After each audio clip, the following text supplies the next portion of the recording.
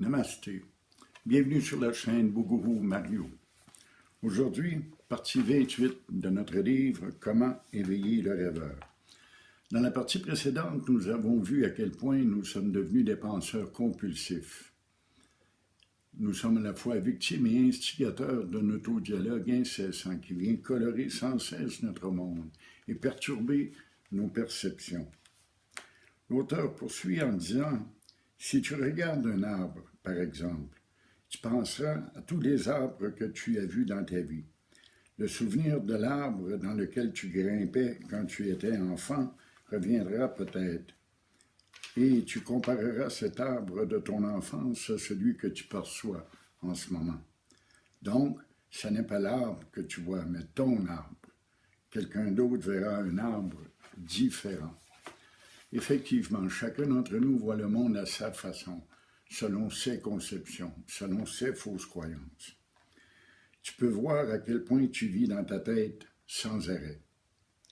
La pratique de l'attention vigilante permet donc de cesser, de stopper ou du moins de diminuer considérablement l'activité du mental. En effet, plus nous sommes vigilants, plus nous sommes attentifs à chacun de nos gestes et à tout ce qui se présente autour de nous, moins l'activité du mental est dominante. Quand les pensées cessent, quand le mental demeure silencieux, tu vois la réalité telle qu'elle est. C'est facile à comprendre. À ce moment-là, on n'a plus d'opinion personnelle, de jugement personnel.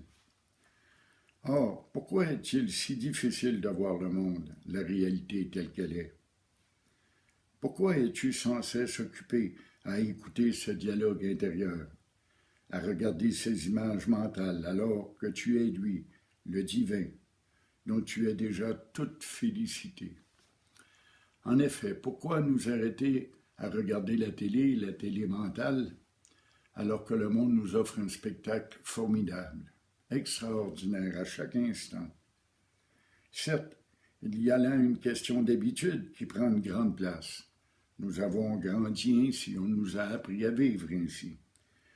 Tu penses depuis si longtemps de cette manière qu'il est très difficile de briser cette habitude et de cesser de penser ainsi. C'est même une affaire de société. Effectivement, nous sommes dans un monde individualiste, capitaliste, démocratique, mais surtout intellectuel. Il y a des peuples, des cultures où penser de la sorte, cogiter mentalement en toutes circonstances, même quand la situation ne l'exige pas, est considéré comme de la folie. Effectivement, il y a des peuples que nous qualifions de primitifs, où la pensée est absente.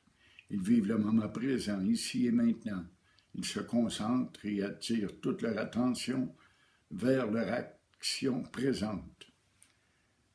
Et nous qualifions ces gens de primitifs. Notre société occidentale moderne, capitaliste et individualiste, est habituée à penser sans arrêt. La preuve, c'est le problème d'insomnie est une difficulté rencontrée par un très grand nombre de personnes dans notre monde. C'est presque une maladie. Le mental prend toute la place. Cette façon de faire est valorisée depuis longtemps. C'est devenu une caractéristique naturelle. Effectivement, on peut parler de caractéristiques naturelles en ce qui concerne le monde occidental et le monde européen aussi, évidemment. On parle de pensées qui ne cessent de nous hanter, comme cet autodialogue dont on parlait.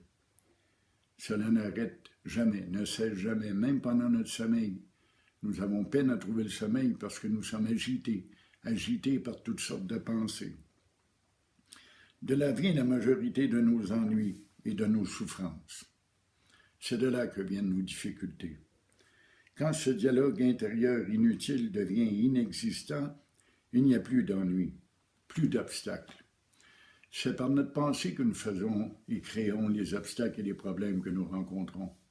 À force de juger et de nous baser sur de fausses croyances, nous en venons à croire que le monde est mauvais ou méchant, ou que les gens nous rejettent ou nous jugent, que les gens nous condamnent ouvertement, délibérément. nous nous faisons des scénarios dans notre tête. On se tourne un petit film intérieur, ce que j'appelle le téléviseur mental. C'est quand on se met à penser, à cogiter mentalement que nous créons un monde différent de la réalité et que des résistances apparaissent. Bien sûr, quand le monde nous déplaît, quand la vie ne fait pas ce dont on s'attend, on se révolte, on résiste au changement et à ce qui se produit. Et plus la résistance est forte, plus la souffrance augmente. Sans penser, le monde est comme il est, simplement, ni plus ni moins. Les choses, les gens et les événements sont tels qu'ils sont, sans être corrects ou non.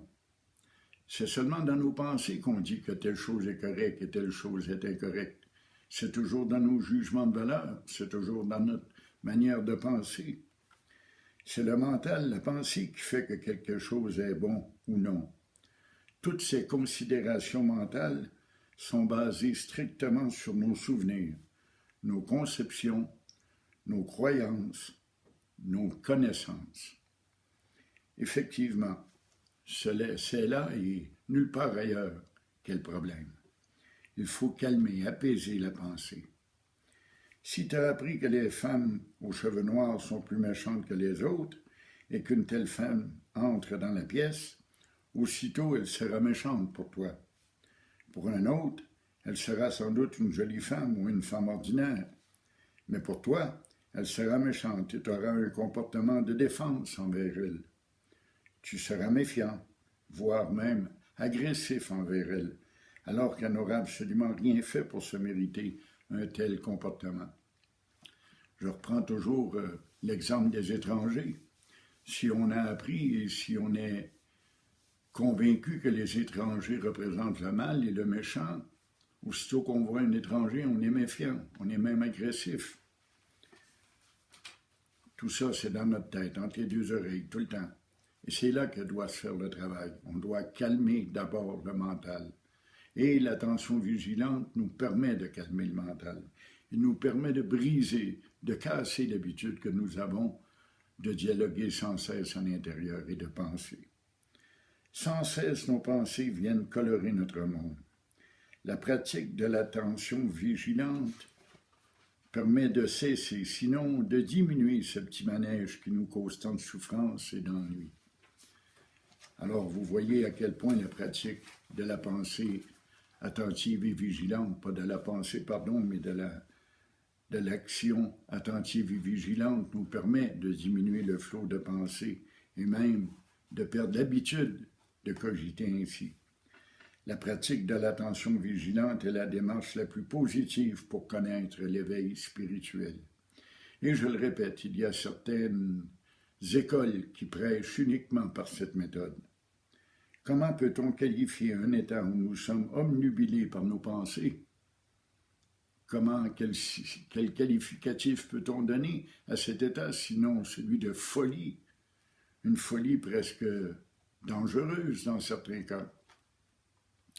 Comme dans les rêves nocturnes, c'est le mental qui crée ce monde.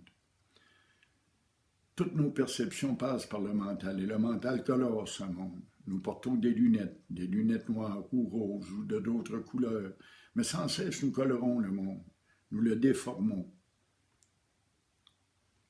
La seule différence, c'est que ce rêve diurne, c'est-à-dire ce rêve éveillé, que nous appelons un état d'éveil, permettons-nous d'en douter, est plus complexe que le rêve que nous vivons dans le sommeil. Effectivement, dans le sommeil, nous vivons un rêve, mais les choses sont irréelles, ils nous semblent quand même irréelles, on peut en prendre conscience. Sauf qu'à notre réveil, on a l'impression de sombrer, de tomber, de nous ouvrir, de nous éveiller à la réalité, alors qu'en fait, nous sommes encore dans un monde imaginaire, un monde mensonger, dans l'illusion du mental. C'est un peu comme un jeu vidéo très développé, un jeu virtuel d'une telle intensité qu'il semble être la réalité. Nous portons des lunettes virtuelles entre nos deux oreilles. Nous sentons, nous goûtons ce monde d'une façon telle qu'il nous semble être la réalité, bien qu'il soit mental. Effectivement, je le répète encore, chacune de nos perceptions est filtrée par le mental. Notre monde est mental. Si réel d'ailleurs que même lorsque nous en sommes inconscients, il semble demeurer et évoluer. Quand nous reprenons conscience, quand nous nous réveillons, le monde est encore là. Il n'a pas changé. Il conserve les mêmes qualités. Nous sommes tellement habitués à vivre dans le mental, c'est presque de la folie, comme je le disais. Mais ce n'est pas uniquement une question d'habitude, c'est aussi une question de plaisir. Et ici, c'est important. Certains anthropologues ou psychologues qualifient l'homme d'homme de plaisir. Nous cherchons le plaisir. C'est la carotte qu'il y a au bout du bâton et nous courons après le plaisir incessamment. Pour bien des raisons d'ailleurs, parce qu'il nous procure du plaisir, bien sûr, mais aussi parce qu'il nous permet d'atténuer, de diminuer ou de faire disparaître ce que nous considérons comme étant des souffrances. En effet, nous retirons une certaine forme de plaisir en pensant de la sorte. Quand nous créons un monde différent, nous retrouvons sans cesse, grâce à nos souvenirs, des moments plaisants de notre passé. Reprenons notre exemple. Si tu as aimé un jour jouer dans cet arbre à l'enfance, tu ressens à nouveau ce plaisir quand tu regardes un arbre dans le présent. C'est ce qu'on appelle du ressentiment, pur et simple. C'est-à-dire que l'on ressent un plaisir présent que nous avons puisé dans notre mémoire, dans nos souvenirs. Nous ressentons à nouveau ce que nous avons déjà ressenti, qu'il s'agisse de plaisir ou de souffrance, dans le passé. De même, comme dans l'exemple de la femme aux cheveux noirs, les souvenirs souffrants, désagréables, reviennent également. Il n'y a pas que le plaisir qui se présente, la souffrance aussi peut réapparaître. Et il y a aussi une forme de plaisir à retirer dans ces pensées de souffrance. Effectivement, même dans la souffrance, on en retire un certain plaisir. Est-ce du masochisme? Je n'irai pas jusqu'à dire ça, mais il y a un plaisir dans cette souffrance à ressasser le passé malheureux et dépressif que nous avons connu.